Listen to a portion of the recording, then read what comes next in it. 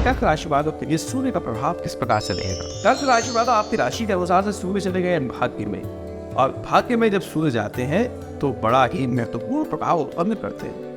नवम के सूर्य विशेष तौर पर भाग्य में, वो भी उच्च अविनाशी ग्रह है, तो भाग्य में जबरदस्त उत्थान के योग दिखाई देते हैं। लेकिन वहां पर समस्या भी उत्पन्न करने वाले हैं सूर्य।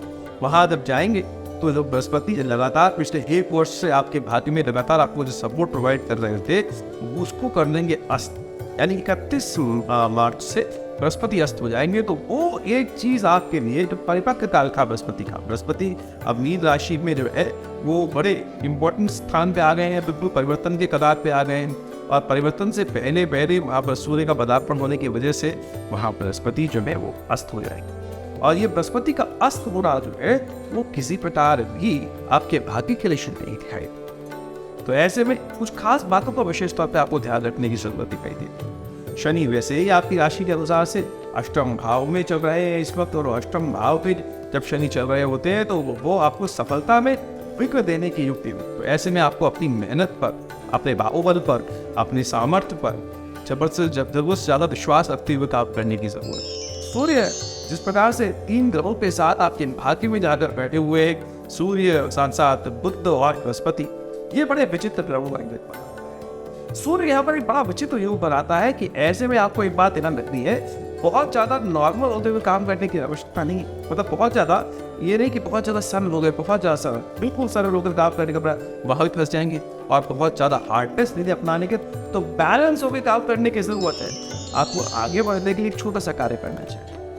आप एक काम करें, आप विशेष तौर पर पानी पीने के लिए या दूध पीने के लिए 1 महीने में इस खास प्रयोग को करके देखें। चांदी का बर्तन आपको मिल जाए, घर में कोई ना कोई चांदी का बर्तन होता ही है आमतौर पे, उसी ग्लास में आप पानी पीना शुरू कर दें। और यदि हो सके तो किसी मंदिर में, किसी देवस्थान में जाकर चांदी का दान करिए। देखिए भाग्योदय बोले कि अद्भुत योग बनेंगे, क्योंकि सूर्य आपके भाग्य में जाकर बैठे हैं। और इस महीने में खास तौर पर भाग्य के द्वारा लाभ प्राप्त करने के लिए आपके लिए बहुत ही सुंदर ये बात हम बताने का प्रयास कर रहे हैं कि आप विशेष तौर पर एक काम करना है, आपको किसी देवस्थान में जाकर चांदी का दान करने का प्रयास। तो एक बात और ध्यान रखिएगा, कई बार गिफ्ट हो जाती है, कहीं किसी का बर्थडे भी आ रहा होगा, किसी कुछ चीज आ रहा होगा, ऐसे में किसी से चांदी गिफ्ट लेना आपके लिए इस महीने में बहुत जबरदस्त नुकसान भी बना सकता है। तो इस बात का ध्यान रखिएगा कि विशेष तौर पर चांदी की कोई भी गिफ्ट, यानी तारीख नोट कर लीजिए, 15 मार्च से लेकर 14 विशेष तौर पर अप्रैल के बीच में नहीं लेने का प्रयास कीजिए। यह आपको प्रबल योग बना रहा है इस प्रकार का, और यदि दी तो आपके लिए नुकसान के योग बन सकते हैं। इस बात का ध्यान रखते हुए काम करने का आपको प्रयास करना एक काम हुआ कीजिएगा। एक चांदी के बर्तन से ही भगवान सूर्य को नित्य प्रति सुबह सूर्योदय से पहले उठकर अर्घ्य देने का प्रयास करें। देखिए आपके योगों का परिवर्तन अवश्य आपको प्राप्त होगा। 31 मार्च से जैसा हमने आपको बताया कि बृहस्पति अस्त हो जाएंगे, तो उसके बाद आपको विशेष तौर पर ध्यान रखने की जरूरत है।